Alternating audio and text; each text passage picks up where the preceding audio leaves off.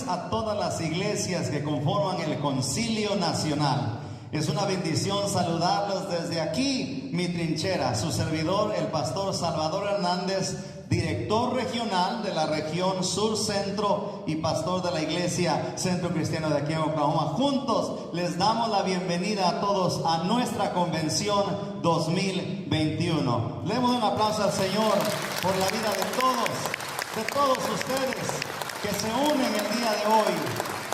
Bendito sea el Señor.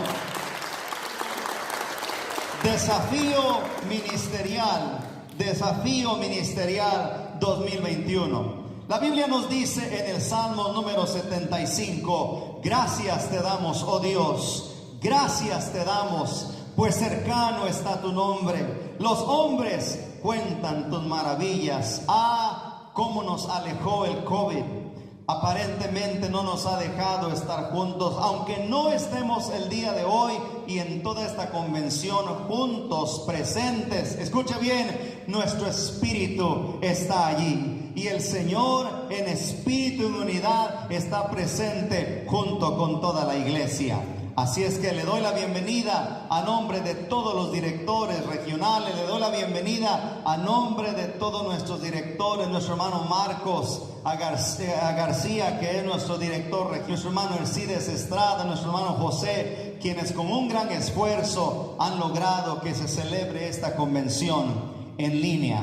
Así es que estemos listos y pendientes. El día de hoy seguramente seremos grandemente edificados con la palabra que nos trae el primer orador, el pastor Israel Mungía. Estará también el día de mañana el pastor Marcos García y luego el pastor José Guzmán. También estará el pastor Jesús Mena, el pastor Gustavo Moros, Gudiel Lemos y el pastor Daniel Flores. Todos ellos cada día estarán trayendo una palabra que viene de Dios y seguramente será de edificación para todos nosotros. Vamos a orar y entonces dedicar esta convención para el Señor.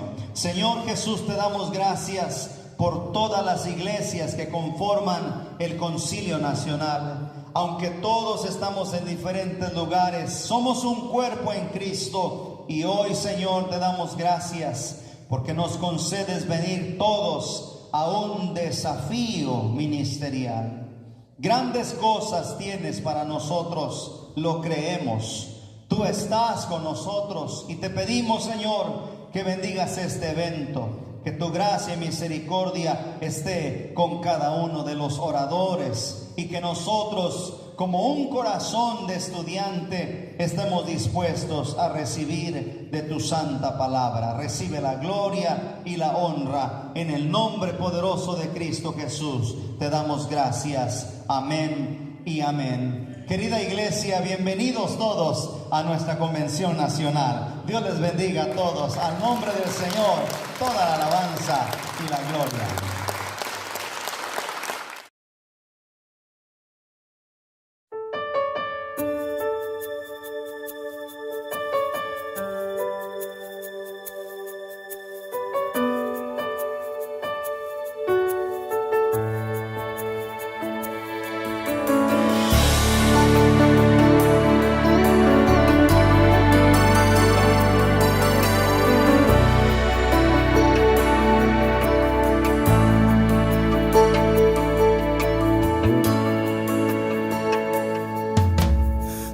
Dado un corazón para adorarte, mi vida toda está en tus manos, Señor. Quiero levantar mi voz para cantarte con el corazón una canción, porque solo tú eres Dios, digno de adoración. Mi vida rindo hoy a ti, Señor, porque solo tú eres Dios, digno de adoración. Mi vida rindo hoy a ti, Señor. Te adoramos, te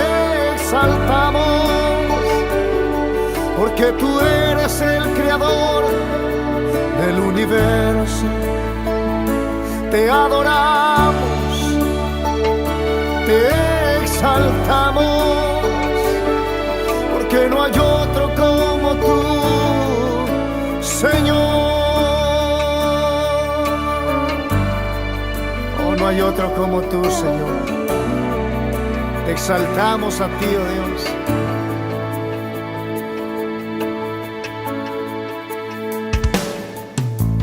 Tú me has dado un corazón para adorarte. Mi vida toda está en tus manos, Señor. Quiero levantar mi voz para cantarte, cantarte con el corazón una canción, porque solo tú eres Dios, digno de adoración. Mi vida rindo hoy a ti, Señor, porque solo tú eres Dios, digno de adoración. Mi vida rindo hoy a ti, Señor. Te adoramos, te exaltamos, porque tú eres el creador del universo. Te adoramos, te exaltamos, porque no hay otro como tú, Señor. Te adoramos, te exaltamos,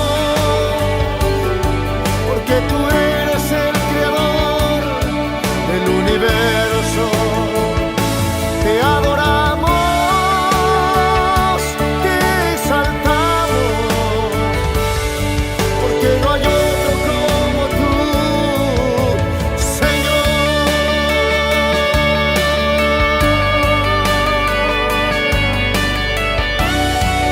Oh, no hay otro como tú, Señor. Por eso te adoramos a ti.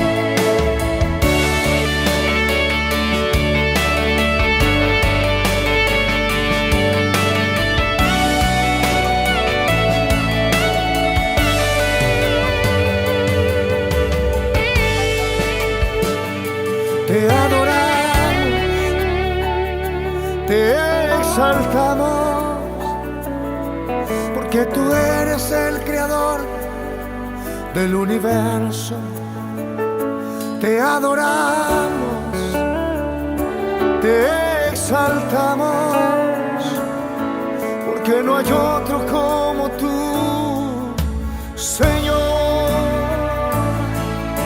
No hay otro como tú, Señor. Oh, no hay otro como tú, Señor. Bienvenidos una vez más a una convención del Concilio Hispano de la Iglesia de Dios.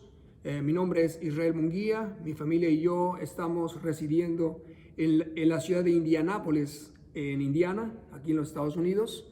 El tema que se me ha asignado es cambio de paradigma, y lo he yo enfocado al cambio de paradigma en la iglesia, transición de la modernidad a la posmodernidad. Paradigmas es un tema muy amplio, por eso yo he visto la necesidad de poder enfocarme en el cambio de paradigma de la modernidad a la posmodernidad, y eso es lo que vamos a tocar en esta noche. Es una conferencia, así que por favor, si quiere tomar notas, es un tema muy denso, es un tema que uno tiene que ir a fondo para poder entender y para poder aplicarlo a nuestra vida personal. Vamos a orar, vamos a pedir a Dios su dirección y su ayuda. Padre, en el nombre de Jesús, oramos que tú nos ayudes, que nos dirijas, que nos guíes y que nos des entendimiento, y sobre todo, Padre, que podamos aplicar lo que aprendemos para servir mejor en tu reino y, Señor, seguir creciendo en el nombre de Jesús. Amén. Muy bien. Primero vamos a definir lo que es un paradigma. Un paradigma es un ejemplo, es un mapa, es un modelo o un patrón. Como sugiere la etimología griega de la palabra, se coloca un ejemplo, dogma, junto, para, es decir, se coloca un ejemplo junto a algo para mostrar una cosa. Es un modelo a escala microcósmica. Es un modelo de un estado de cosas grandes, complejos, dispersos y difíciles de comprender. En otras palabras, un paradigma es el modo en que nosotros vemos el mundo, no en los términos como lo ven nuestros ojos, sino como una percepción, una comprensión o una interpretación. De esta manera, un paradigma es un mapa que explica ciertos aspectos. Un paradigma es una teoría, una explicación o un modelo de algo complejo. Nuestros paradigmas, ¿por qué estudiarlos? Porque ya sean correctos o incorrectos, son las fuentes de nuestras actitudes y todas nuestras conductas y en última instancia de nuestras relaciones. La forma en que nosotros vemos las cosas es la fuente del modo en que pensamos, es la fuente del modo en que actuamos. Cuanto más conciencia tengamos de nuestros paradigmas, de nuestros mapas conceptuales o de nuestros supuestos básicos y de cómo nos han influido, vamos a poder en mayor grado asumir la responsabilidad de tales paradigmas, examinarlos, someterlos a juicio, evaluarlos y poder escuchar a otros que piensan diferente a nosotros. ¿Cómo se da la dinámica del cambio de paradigma? Un cambio de paradigma tiene que ser radical, no puede ser suave. De hecho, el creador o el que introdujo el concepto de paradigma, Thomas Kuhn, él lo describe como un cambio revolucionario. Nadie crea el paradigma por sí solo, más bien el nuevo paradigma se desarrolla y de pronto nos vemos ante él y tiene que haber un cambio radical. Van a poder ver, si tienen la imagen en el video, que ha habido paradigmas científicos, ha habido paradigmas culturales, hay paradigmas teológicos. Lo que vamos a ilustrar aquí, por ejemplo, es el paradigma científico de Ptolomeo. Usted sabe, cuando la gente o el mundo creía, o la ciencia, aún más los científicos creían que la Tierra era el centro del universo, como Ptolomeo. Ese era un paradigma de ver el mundo, de percibir el cosmos. Vino Copérnico con un paradigma totalmente diferente, en el cual ya no era la Tierra el centro, sino el Sol. Pero después de Copérnico vino Newton con sus leyes de la mecánica y después de Newton vino Einstein. Ahora, los paradigmas, estamos hablando de una manera muy esquemática, pero tardan siglos, años en desarrollarse. Por ejemplo, el paradigma entre Copérnico y Newton tardó casi 100 años. Copérnico murió y no vio un cambio radical hasta que Newton publicó sus trabajos de física. Un cambio de paradigma entonces supone un completo redireccionamiento y no solo un ajuste pequeño. Es decir, tiene que ver con cosas profundas. Los cambios en el paradigma cultural, por ejemplo, provocan cambios también en otros aspectos, por ejemplo, en nuestro paradigma teológico.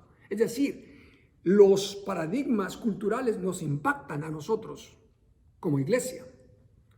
Los conceptos entonces de paradigma y cambio de paradigma, especialmente cuando se aplican en la teología, nos van a proveer un marco conceptual para interpretar el contexto cambiante de la iglesia y su misión. Por eso es importante estudiarlos.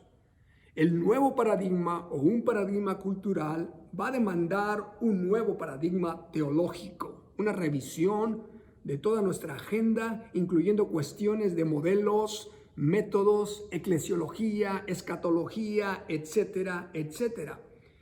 Debido a que la iglesia es encarnacional, la iglesia no está en las nubes. La iglesia está ubicada en un contexto, en un tiempo, en un lugar.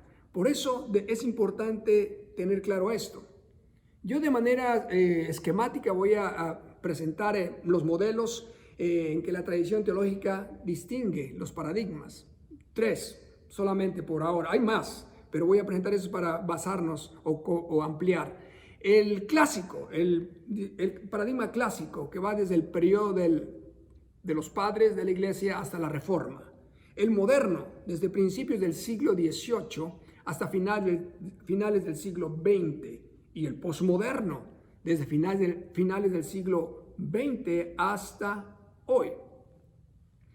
Ahora, me voy a enfocar en el cambio de la modernidad a la posmodernidad, porque es muy vasto los temas de los paradigmas, pero estamos en esa transición. Por eso me voy a enfocar en este cambio, porque el cambio es de proporciones sísmicas.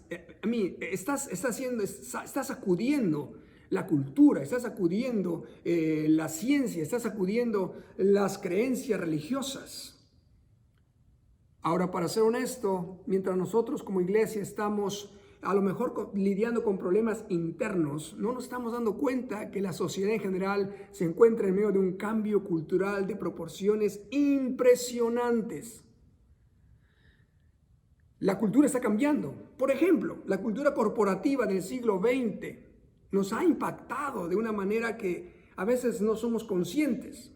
Por ejemplo, los roles y funciones de liderazgo se desarrollaron dentro del contenido o del contexto corporativo.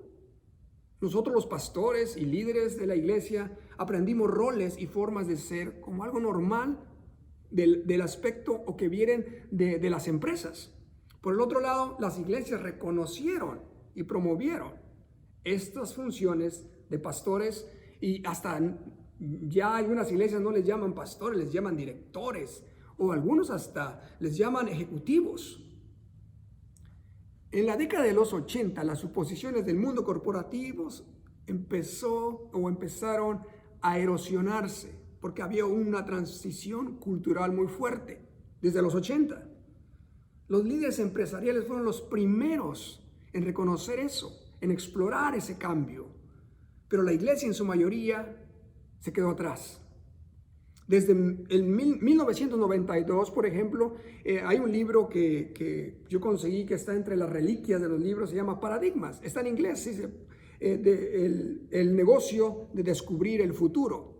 Y en este libro usted va a encontrar muchos ejemplos de empresas que estaban al frente de los negocios, de las ventas, que eran empresas que estaban en su apogeo y que desaparecieron de pronto. Y está hablando de compañías como Kodak, está hablando como los relojes suizos, por ejemplo, que eran famosos. Los relojes suizos, los relojes mecánicos, yo usé de ese tipo de relojes, hoy día están sustituidos totalmente por los relojes digitales o los relojes electrónicos. Usted seguramente ha escuchado hablar de la compañía Apple. Bueno, cuando la compañía Apple surgió, el mercado de las computadoras estaba dominado por la IBM. ¿Y qué sucede ahora? ¿Dónde está IBM? ¿Cuál es su influencia? Obviamente Apple arrasó el mercado, arrasó la producción de computadoras y es una de las compañías dominantes. Ahora, ¿por qué menciono esto? Porque la transición de la modernidad a la posmodernidad representa un cambio que es muy fuerte, radical, y que ha afectado compañías, ha afectado en el mundo corporativo y también nos está afectando como iglesia. Nosotros como iglesia, el protestantismo, dice William Eason, se estableció o nació en la era industrial. Es cuando nació el protestantismo. En medio de un mundo de cambios lentos e incrementales. Sin embargo, a mediados del siglo XX, el ritmo del cambio se aceleró y se volvió cada vez más complejo.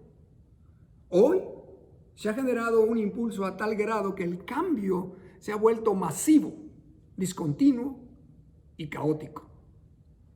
La cultura ha cambiado a un ritmo igualmente exponencial. Durante miles de años, la cultura se reinventó en torno al ritmo de cada generación, que es aproximadamente cada 20 o 30 años. Sin embargo, la socióloga Jane Pilcher escribió que una generación puede ser definida por personas dentro de una población delineada que experimentan los mismos eventos dentro de un periodo de tiempo dado. Las personas escuche bien esto, las personas hoy día experimentan la misma cantidad de eventos generacionales significativos que solían ocurrir durante un periodo de 30 años cada 18 meses. Si la velocidad del cambio cultural es 10 veces más rápida que hace 10 o 15 años, ¿dónde estamos nosotros como iglesia? ¿Dónde estamos nosotros como líderes? El desafío ante nosotros es difícil. Yo diría, a veces nos pesa demasiado ponernos al día con la cultura. La realidad es que nunca vamos a ir al ritmo de la cultura.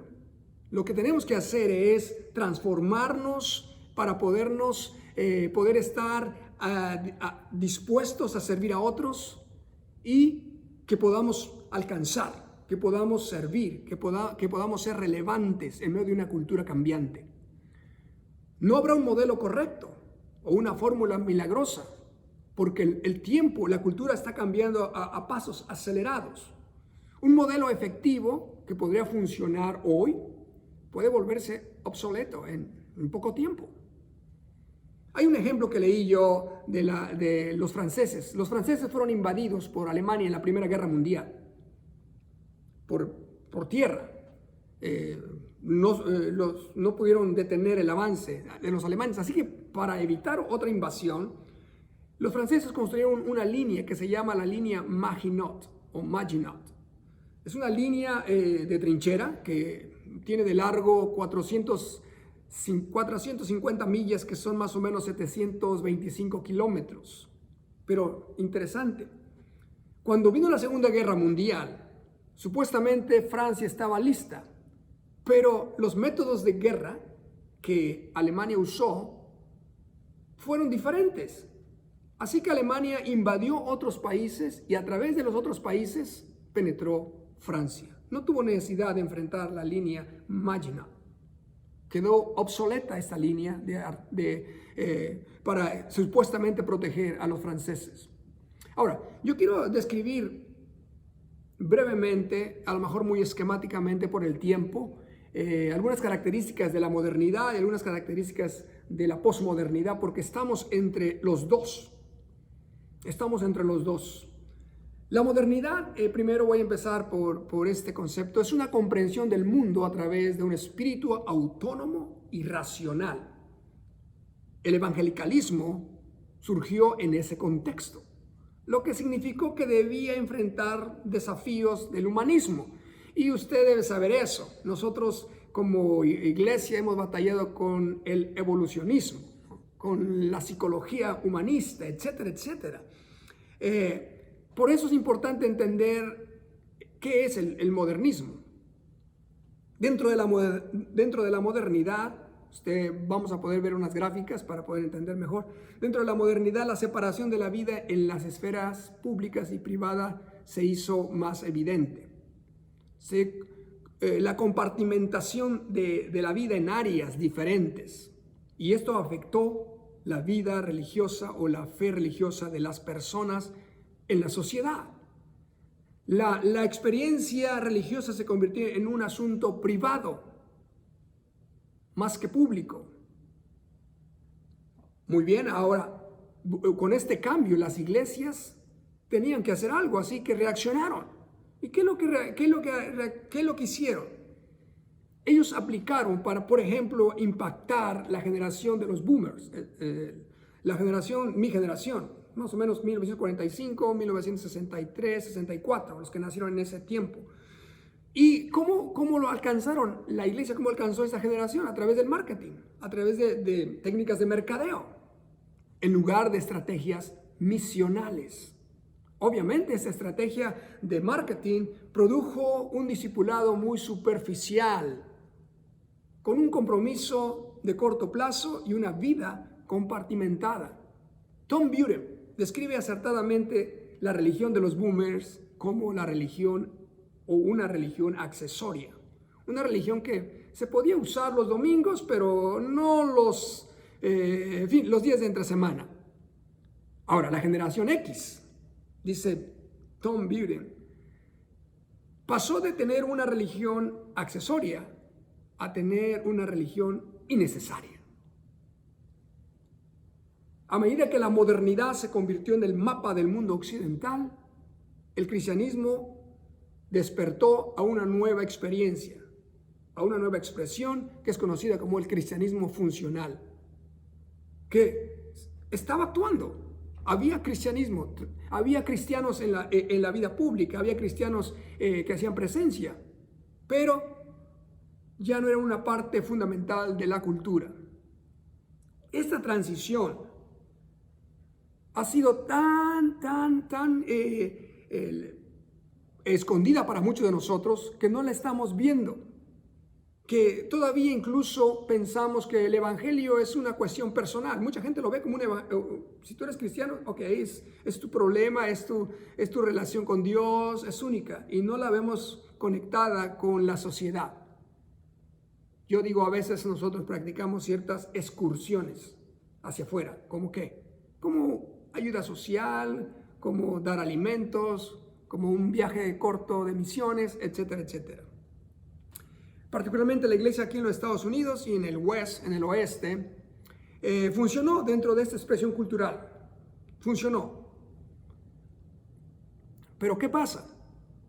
Cuando viene el posmodernismo a finales del siglo XX, va a haber un choque que vamos a ver. Los posmodernistas han abandonado, ustedes ven hoy día, los posmodernistas han abandonado la búsqueda de la verdad, o más exactamente han redefinido la verdad en términos de consenso, y lo que sea que funcione para ti está bien, ¿sí? Hay una mentalidad de que, bueno, la razón es desplazada por muchas razones, según te convenga, según se aplique a tu caso. En este mundo posmoderno no hay lugar para Dios. Se ha abandonado la búsqueda de la verdad. La vida carece de sentido, no hay correspondencia entre las palabras y lo que verdaderamente significan. Y nosotros estamos en medio de. A medida que nuestra cultura se tambalea de la modernidad a la posmodernidad, la iglesia se ha visto empujada a las orillas del escenario social. Ya no juega un papel central. La sociedad secular ahora solo nos permite, ¿verdad?, estar en ciertas áreas de la vida pública. Hablemos de las escuelas, hablemos de algunos lugares de gobierno, etc. Esto quiere decir que después de 1000 años de cristianismo en el oeste, la versión occidental de cristianismo ha perdido su lugar predominante en el cristianismo global. Ahora, ¿por qué hablar de la crisis? Porque hablando de los paradigmas, son las crisis las que desencadenan un cambio de paradigma. Si no hubiera crisis, no habría cambios de paradigmas porque no nos damos cuenta que algo está sucediendo. Porque se necesita una conversión radical, como dijimos hace un momento, se necesita un cambio revolucionario. En tanto la crisis persista, puede haber cambios. Ahora, estas crisis pueden durar años, décadas. ¿Qué quiere decir esto? Que en esta crisis, la crisis se da en una zona de transición entre el paradigma prevaleciente, que es desafiado por el paradigma que está surgiendo. Los expertos en este tema le han llamado el estado intermedio o el estado liminal, cuando todavía estamos entre los dos paradigmas. ¿Por qué debe haber un estado intermedio? ¿Por qué no podemos ir de la modernidad a la posmodernidad? ¿Por qué la iglesia no puede simplemente moverse al siguiente nivel? Bueno, porque es necesario. No puede hacer de manera automática. Lo que sucede es que los dos paradigmas, el paradigma moderno y el paradigma posmoderno, no son secuenciales como lo vemos en la gráfica. Son coexistenciales. Es decir, el periodo intermedio entre ambos se caracteriza por la inseguridad, la incertidumbre, el desorden, el caos, la ruptura, la discontinuidad. Eso es lo que hay ahí, es lo que estamos, es donde estamos nosotros. En este lugar intermedio nos movemos de un lado a otro, a través de un contexto social e intelectual que a la vez nos es familiar. Miramos atrás, miramos hacia atrás, pero todavía tenemos que avanzar hacia el frente. Dejamos una orilla, pero aún nos está influyendo lo que hemos vivido en el pasado. El camino a seguir para este cambio requerirá que aprendamos a hacer cosas nuevas, que a lo mejor se van a sentir extrañas e incluso contrarias a lo que hemos hecho antes y contrarias a nuestras habilidades de liderazgo. Yo voy a resumir en este cuadro, si usted lo puede ver en la pantalla, la diferencia entre el modernismo y el posmodernismo para que nos quede más claro. En el modernismo, el mundo es predecible, con planeación estratégica de largo plazo y metas establecidas. En el posmodernismo, el mundo es impredecible, requiere un plan inmediato con respuestas rápidas. En el modernismo, el cambio es continuo, dosificado e iniciado en el centro. En el posmodernismo, el cambio es discontinuo, abrupto e iniciado en la periferia. La planificación estratégica es generalizada como un fin en sí mismo dentro del modernismo. La planificación estratégica es contextualizada como un medio expresado en acciones estratégicas en el modernismo. Ahora, esto es importante.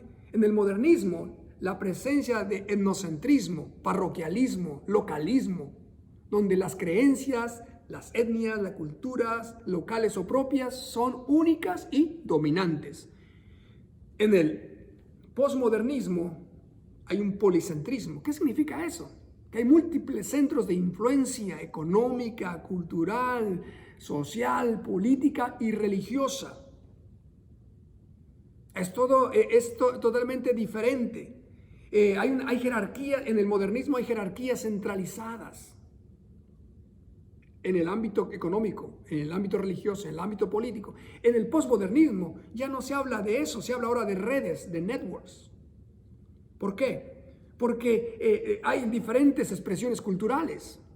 En el modernismo había una confianza en la capacidad humana para lidiar con el presente y enfrentar el futuro. En el posmodernismo hay incertidumbre en el trato con el presente y pesimismo al considerar el futuro. Entonces, la modernidad fue el entorno en el que nacimos. Sí. En el que usted y yo aprendimos ciertas habilidades, los que somos líderes, ciertas habilidades de liderazgo y supuestos sobre cómo deberían funcionar las organizaciones, los sistemas, la iglesia. Los mapas de la modernidad nos hicieron valorar mucho la obtención de información, de poder diagnosticar y predecir resultados. En el nuevo terreno que vamos a vivir, esto va a ser diferente, o que estamos viviendo es diferente. Ciertos mapas, los mapas de la modernidad han dominado la iglesia. ¿Por qué? Porque tenemos ciertas técnicas. Nos dijeron, por ejemplo, que si nosotros sabemos proporcionar entrenamiento, que si nosotros podemos tener un sistema en la iglesia de discipulado, de servicio, la iglesia va a funcionar. Pero la realidad es que estamos viviendo tiempos difíciles. Por ejemplo, usted puede tener una visión y una misión clara y puede tener un sistema y sin embargo parece que los sistemas no están funcionando. Hoy vemos la iglesia en una situación de crisis. No es para espantar a nadie, pero hay una deserción de creyentes. Pastores y líderes están renunciando al ministerio. Apenas esa semana yo tuve una reunión y no estoy hablando de pastores ya, digamos, avanzados de edad. No, estoy hablando de pastores jóvenes, 30 años, que están renunciando, que están dedicándose a hacer otras cosas. ¿Por qué? Porque la realidad es que no tenemos respuestas. Tenemos que ser francos en este caso. Tenemos que entender que nos encontramos en esa tensión. Ahora, la pregunta para nosotros, los líderes de la iglesia, los cristianos, es cómo traducir la creencia y la práctica cristiana, en un contexto emergente donde todavía no sabemos cómo se va a ver la iglesia. Y no podemos predecir cómo va a ser, porque estamos en un espacio incierto, que toma rumbos diferentes y que cada día encontramos cosas nuevas. Si la iglesia en Occidente, nosotros vamos a comprometernos en este nuevo espacio. Los líderes, los pastores, debemos comprender lo que está sucediendo en esta transición entre la modernidad y la posmodernidad. Debemos abrazar el cambio, el estado liminal o el estado intermedio, porque el futuro no surge de la nada. La oportunidad de este tiempo intermedio es volver a entrar en nuestras tradiciones y narrativas bíblicas, poder encontrar nueva imaginación de lo que es la iglesia o de lo que será la iglesia. Tenemos que volver a las escrituras. Yo no estoy en contra de lo que hemos vivido antes. Hay cosas buenas que podemos aprender. Tenemos historias, tenemos cultura que podemos aprender de todo lo que hemos vivido. En este estado intermedio, el Espíritu nos debe dar una nueva imaginación. Quiero mencionar un ejemplo bíblico que sucedió en el Nuevo Testamento con la iglesia primitiva, cuando el epicentro de la iglesia de Jerusalén cambió a la iglesia en Antioquía. Un cambio tan radical, para expresarlo en pocas palabras, había un mapa judío en un mundo grecorromano. ¿Puede imaginarse eso? ¿Cómo moverse en un lugar cuando tienes un mapa que no corresponde a ese lugar? Este cambio no fue un cambio geográfico, fue un cambio paradigmático de la iglesia. Una iglesia muy joven.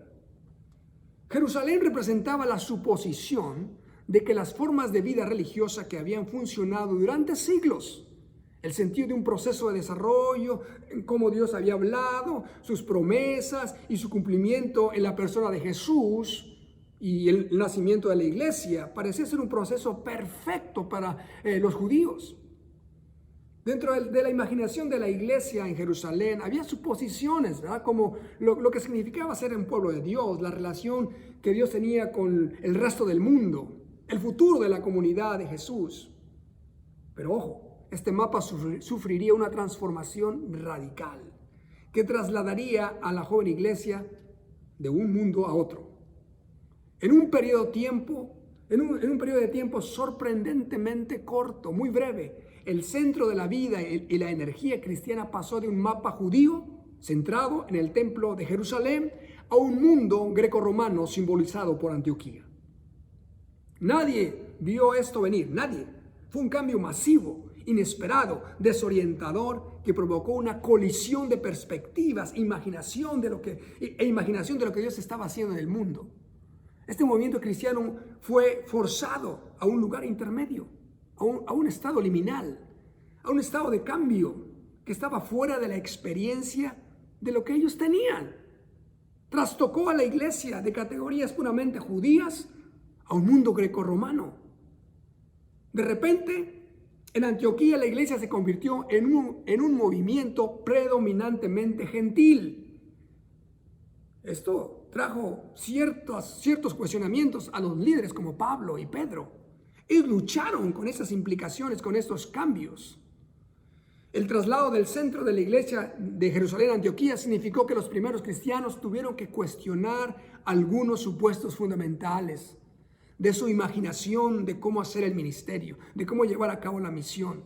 Líderes como Pedro, por ejemplo, fueron llevados a través de encuentros en los que su imaginación se transformó y sus mapas básicos fueron desafiados. Usted recuerda en el libro de los Hechos, Pedro tuvo esta visión de aquel lienzo con animales inmundos y que él no quería comer, porque para él eso estaba fuera de su contexto, fuera de su paradigma. Eso representaba un cambio a poder ver hacia afuera, hacia el mundo gentil, y no solamente hacia adentro, el mundo judío.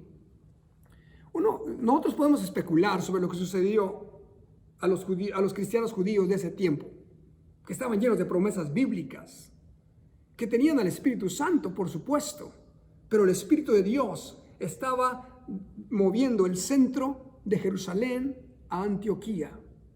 Y de ahí surgen las misiones, de ahí surgen las iglesias. Para ellos, para esta joven iglesia, el cambio podría haber significado un desastre y una pérdida terrible.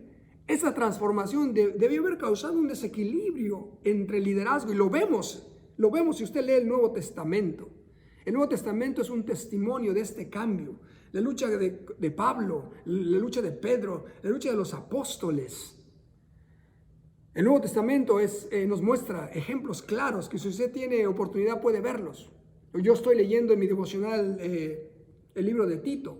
Y Pablo ahí le dice, mira, no te entretengas con discusiones necias entre que hay que guardar ciertas costumbres judías o no. Eso es una pérdida de tiempo. Es lo que dice la Biblia. Usted puede leerlo. Porque había esa tensión y el Nuevo Testamento es un ejemplo claro de eso.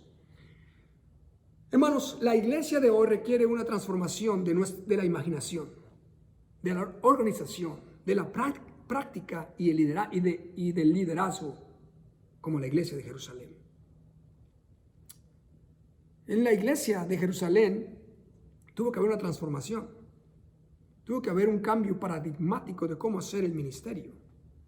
No solamente fue un cambio geográfico, fue un cambio de todo un modelo. Ahora, ¿nosotros vamos a reaccionar? ¿Cómo vamos a responder? ¿Vamos a ser una iglesia reactiva o una iglesia proactiva? Porque la transición del modernismo al posmodernismo requiere que la iglesia evalúe, transforme sus modelos, sus métodos, pero mantenga relevante su misión. Esa transformación debe ser tan radical y nos debe llevar a desafíos tan complejos que demandan no un cambio superficial, tiene que ser un cambio profundo que sacuda las estructuras. No se vale hacer solamente un cambio superficial mientras las bases no han sido sacudidas o movidas. La iglesia en la era posmoderna debe estar preparada para testificar con vulnerabilidad y humildad desde los márgenes, porque despertemos, ya no estamos en el centro, estamos en los márgenes de la sociedad como lo hizo la primera iglesia, la iglesia primitiva. Debemos entender esto, que la iglesia debe, por ejemplo, enfatizar o dejar de enfatizar una estrategia atraccional, como lo muestra la gráfica, enfocada en la reunión para enfatizar ahora una estrategia misional enfocada en la dispersión. Con el fin de liberar a su gente, la iglesia, nosotros, hermanos, debemos desmantelar y volver a pensar lo que estamos haciendo como nuestros programas. Porque no va a servir de mucho cambiar nuestros programas si no hemos cambiado nuestra forma de ver el ministerio, nuestros paradigmas. Solamente vamos a hacer más de lo mismo. Ninguna presentación del evangelio preempaquetada y servicios de adoración sensibles y bonitos van a ser una respuesta. Esta cultura, que es una cultura posmoderna, una cultura poscristiana y una cultura neopagana, demanda más que eso, hermanos. El testigo cristiano debe estar preparado para ser interrogado en todo momento. Ahora, vea esto, por favor, lo quiero decir rápidamente. El testigo, nosotros somos testigos de Jesús. El que está siendo enjuiciado es Jesús, no nosotros. Cuando llaman a un testigo es para responder por alguien. Y nosotros estamos aquí para ser testigos de Jesús. Mire, usted puede ver la cultura. Mientras usted considere o hable de Jesús como un buen hombre, un hombre revolucionario, un gran maestro, no hay problema. Pero cuando empezamos a hablar de que Él es el Salvador, el único Dios, entonces se levanta un ataque frontal contra Jesús. Pero nosotros debemos mantenernos con ese testimonio sólido, con una sólida doctrina, lo que algunos han llamado ortodoxia, la sana doctrina, pero nuestra doctrina debe traducirse en ortopraxis, es decir, la práctica de lo que creemos, pero no solamente una práctica de lo que creemos, sino un afecto o una motivación correcta de por qué lo hacemos. Debemos ser, en este tiempo, la iglesia está siendo demandada a vivir una vida completamente transparente y que pueda ser valiente en lo que dice y en lo que hace. Ahora, ¿Qué vamos a hacer entonces? Yo quiero ir aterrizando un poquito. Tenemos que elaborar mapas en este estado intermedio. ¿Qué vamos a hacer como iglesia? ¿Qué vamos a hacer como cristianos en esta época? Primero, no podemos desarrollar nuevos mapas si no apreciamos los mapas que nos han traído hasta acá, o los modelos, o el paradigma que nos has traído hasta acá. Debemos entender de dónde venimos, por qué pensamos lo que pensamos, por qué actuamos como actuamos. Nosotros somos hijos de la modernidad. Es la realidad. En nuestro liderazgo, en nuestras prácticas, en nuestra cultura, somos cristianos, es verdad, pero muchas de nuestras costumbres han sido permeadas por la modernidad. Entonces tenemos que entender eso. En segundo lugar, debemos basar nuestros mapas en una lectura nueva, bíblica, en una nueva lectura de la narrativa de Dios. Es decir, ¿qué Dios está hablando? Porque Dios está hablando.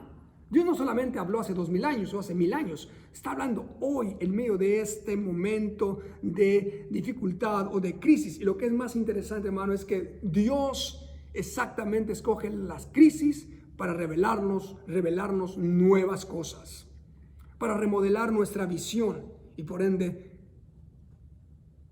ver el futuro de una manera diferente. Ahora, quiero ser honesto con usted. Cuando yo empecé a estudiar el tema, yo estaba enfocado en el futuro de la iglesia. Dije, ok, Señor, voy a estudiar cómo será el futuro de la iglesia. Y de pronto Dios cambió totalmente mi perspectiva. Digo, no pienses en el futuro de la iglesia, porque cuando tú piensas en el futuro de la iglesia, piensas en cómo mejorar lo que tienes ahora, cómo mejorar los programas de ahora, cómo hacerlos más efectivos. Entonces Dios me llevó a pensar de una manera diferente, ya no en el futuro de la iglesia, sino en la iglesia del futuro. Algo nuevo totalmente, no algo mejorado, no, algo nuevo. Cuando tú piensas en la iglesia del futuro, tú te libras de todo ese bagaje de decir, voy a mejorar lo poquito o lo mucho que he alcanzado, lo voy a retocar solamente. No, estamos en un momento en que no podemos hacer eso, porque la iglesia va a morir si nosotros no cambiamos. Recuerdo que uno de estos pensadores actuales, no recuerdo ahorita su nombre, pero Setzer, él dijo esto. Setzer dijo, la iglesia de hoy está preparada para los años de los 50. El problema es que no estamos en los 50. Nuestra situación actual, hermanos, como iglesia es similar a la iglesia de Antioquía. La misión de la iglesia al mundo romano en aquel tiempo surgió de una iglesia que estaba cambiando, que tuvo que cambiar. Surgió de la confusión. Usted lea Hechos, va a ver que había conflictos, desequilibrio, ruptura. ¿Por qué? Porque la transición forja una nueva imaginación teológica. Nos estamos viendo forzados a pensar diferente. La transición no es una zona por la que hay que moverse rápidamente. Tenemos que meditar, tenemos que imaginar, tenemos que dar el lugar al Espíritu Santo para que la narrativa bíblica nos dé una nueva visión de lo que serán las cosas. En tercer lugar, los nuevos mapas no se van a hacer desde aquí, desde donde estamos. Se van a hacer durante el trayecto, mientras caminamos. No podemos predecir la forma de nuestros nuevos mapas, desde donde estamos ahora. Pero si nos atrevemos a caminar, Dios nos va a mostrar, Dios nos va a guiar y Dios nos va a dar ideas. A Dios no se le han agotado las ideas. A Dios no lo está sorprendiendo un cambio de paradigma. Para Dios todo está en sus manos y todo está en su control. Ahora, ¿por qué es tan difícil para nosotros como seres humanos transicionar de un paradigma a otro? Nosotros, aplicándolo a los cristianos o a los pastores, ¿por qué es tan difícil? Porque vemos solo lo que anticipamos ver. Es decir, nuestros paradigmas son como un marco que nos pone en medio de nuestra situación y no nos deja ver más allá de lo que nosotros podemos ver. Es como los lentes que tengo puesto. Si yo no tengo mis lentes, yo no voy a ver bien. Un pensador dijo, George Lakoff, un profesor de lingüística dijo, la gente piensa en patrones. Para ser aceptada, para que la verdad sea aceptada, debe ajustarse a los marcos de referencia de las personas. Si los hechos no encajan en tu marco de referencia, en tu paradigma o en tu mapa, los hechos van a permanecer afuera, aunque sean verdades. Las ideas entonces vienen empaquetadas en patrones, en paradigmas, en mapas. Entonces un cambio de marco de paradigma, como todos los cambios de paradigma, es el resultado de un proceso radical de pensar fuera de la caja. Usted ha escuchado esa expresión, pensemos fuera de la caja. ¿Por qué? Porque nuestro paradigma o nuestro marco de referencia es como nuestro sistema inmunológico, que cuando viene algo de fuera inmediatamente lo rechaza.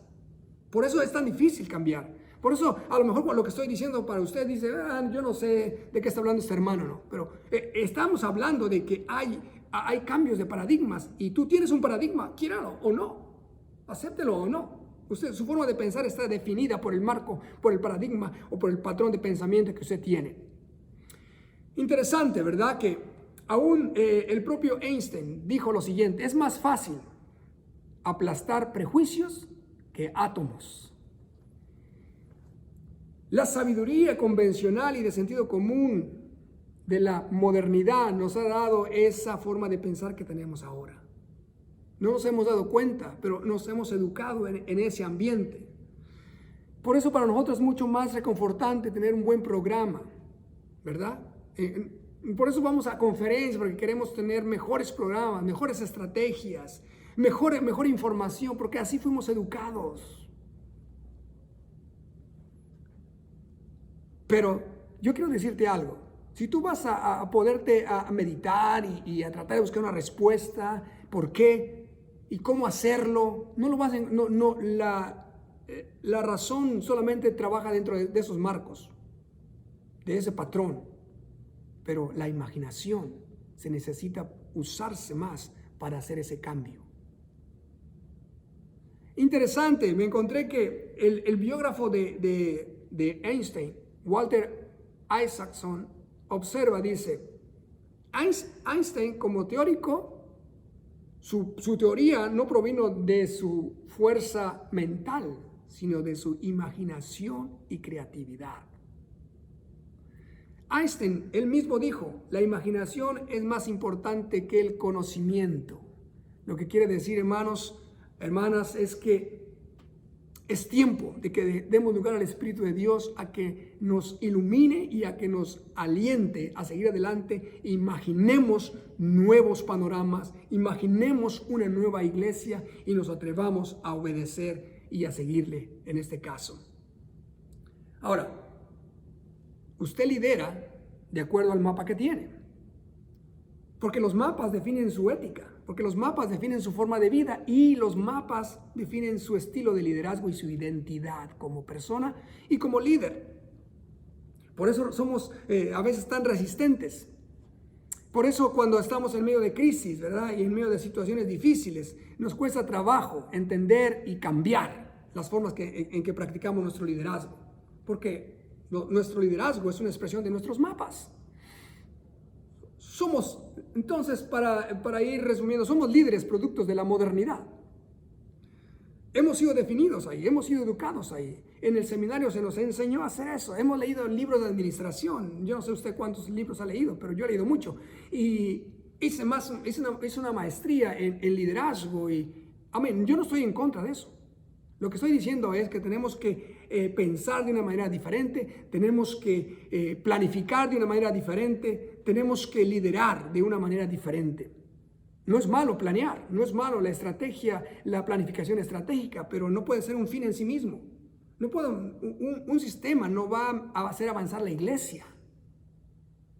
No, es Dios. Es Dios con su poder y su gracia. Qué bueno que tengamos sistemas, qué bueno que tengamos planeación estratégica, etcétera, etcétera.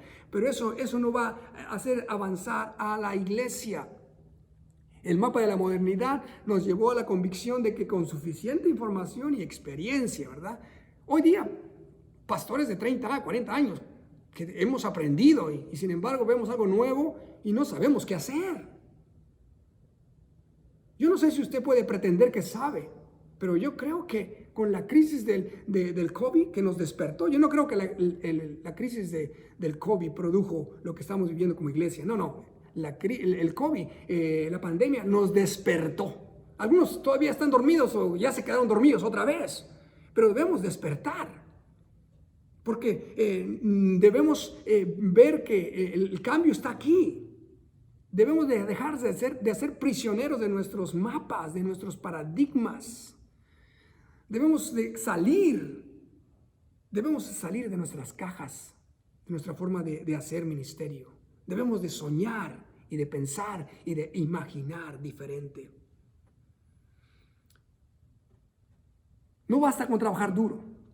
No basta con hacer más de lo mismo. Se va a agotar y no va a haber resultados. No basta con reelaborar los mapas y hacerlos un poquito mejor. Tenemos que tener mapas nuevos porque el mundo ha cambiado.